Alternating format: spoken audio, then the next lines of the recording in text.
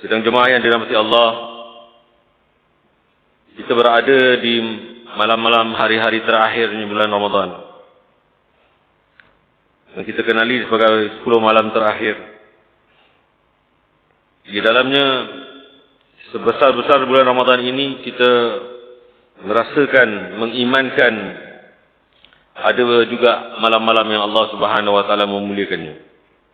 Allah Subhanahu Wa Taala memuliakannya untuk kita umat Nabi Muhammad sallallahu alaihi wasallam. Jadi dalam kita merasakan betapa pantasnya masa,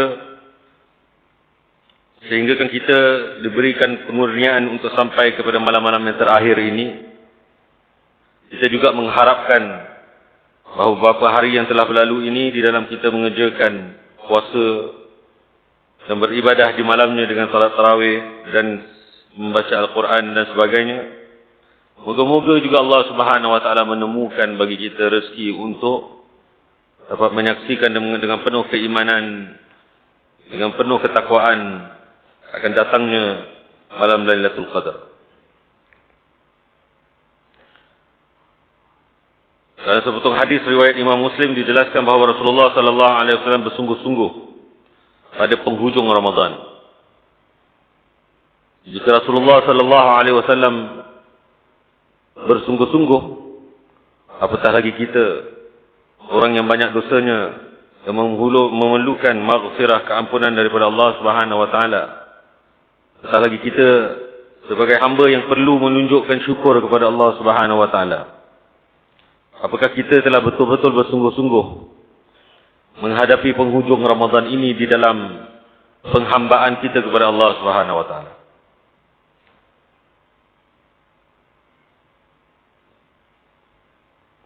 Bagi para ulama,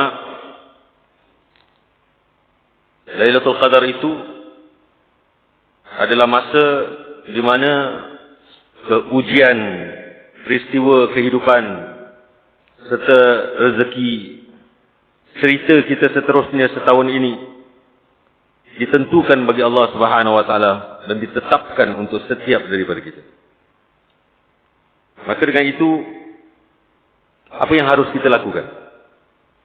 Rasulullah sallallahu alaihi wasallam mengajarkan bahawa tidak ada sesuatu yang dapat menolak takdir melainkan doa. Riwayat Ibn Majah. Maka marilah kita mengangkat tangan kepada Allah Subhanahu Wa Taala. Kita berdoa kepada Allah Subhanahu Wa Taala dengan keikhlasan hati kita. Dan kita memastikan di dalam banyak doa kita ini yang kita tujukan untuk hidup kita sendiri, untuk keluarga kita, sanak saudara kita, anak-anak kita, untuk teman-teman kita, untuk masyarakat kita, untuk negara kita, untuk serantau kita, apatah lagi dalam keadaan dunia kita pada hari ini, yang pada setiap hari kita menyaksikan di dalam kita mencari kedamaian bagi diri kita, dunia itu hakikatnya tidak damai pada ketika ini. Maka kita perlu berdoa kepada Allah Subhanahu Wa Taala.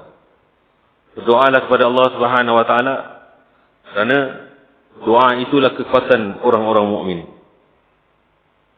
Kalau kita menghadapi ujian kehidupan ini, marilah kita ikhlas kepada Allah Subhanahu Wa Taala, mengharapkan Allah Subhanahu Wa Taala yang punya kuasa untuk mengubah keadaan hidup kita, apatah lagi keamanan dunia pada hari ini.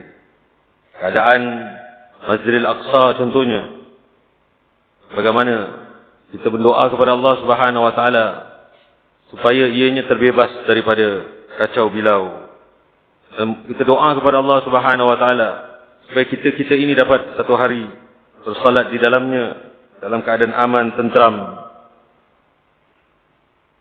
Rasulullah sallallahu alaihi wasallam bersabda, siapa yang menghidupkan malam Al-Qadar dengan penuh keimanan dan mengharapkan ganjaran Allah, diampunkan baginya dosa-dosanya yang telah lalu. Riwayat Al-Bukhari dan Muslim. Moga-moga Allah Subhanahu Wa Taala menemukan kita dengan malam Lailatul Qadar. Moga-moga Allah Subhanahu Wa Taala terus menguatkan di dalam kita ini masa yang kita berikan untuk berada di dalam masjid, untuk sama-sama berkhidmat untuk masjid, untuk beriktikaf di dalamnya. Semoga Allah Subhanahu wa taala memberikan kita juga semangat untuk terus kita merapatkan diri kita dengan Al-Quran, dengan salat sunnah. Moga-moga madrasah Ramadan ini menjadi sebahagian daripada diri kita. Namun bagi mereka yang sedang menghadapi pelbagai cabaran di dalam kehidupan, kita doalah kepada Allah Subhanahu wa taala. Bagi keluarga kita, ibu-ibu kita yang mereka itu sedang menjaga orang tua ataupun yang juga menjaga anak-anak kecil, bagaimana mereka juga dapat memberikan masa, dapat diaturkan supaya mereka itu juga dapat beribadah kepada Allah Subhanahu wa taala.